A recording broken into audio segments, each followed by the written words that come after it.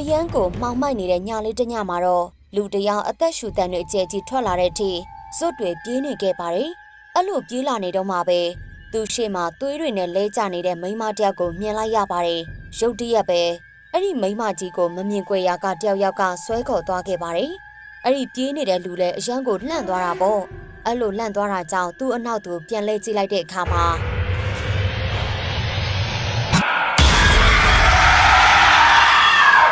ဒီတရေမရဲ့နာမည်ကတော့အခိုင်အော်နာလို့ခေါ်ပါတယ်။သူ့ရဲ့နေအောင်ဝတ်စုံကြီးကတော်တော်ခြောက်ခြားစရာကောင်းပါတယ်။ဒီတရေမကသူ့ရဲ့လမ်းထဲကိုရောက်လာတဲ့သူမှန်သမျှကိုလုံးဝအလွတ်မပေးပဲလိုက်တက်လိမ့်ရှိပါတယ်။ညတညမှာတော့ဆာကူရာကျောင်းကြီးဟာတိတ်ဆိတ်နေခဲ့ပါတယ်။အခုချိန်ထိကျောင်းထဲမှာရှိနေတာကတော့ဂျိုးပါပဲ။ဂျိုးကစာပေလေ့လာရတာအရန်ဝါသနာပါတဲ့သူပါ။အခုလေသူကစာကြီးတိုက်ထဲမှာဘ ഹു တုဒရစရာစာအုပ်တွေကိုဖတ်ရင်အိတ်ချင်လာခဲ့ပါတယ်။ ပါအိတ်တောင်အိတ်ချင်လာပြီကွာ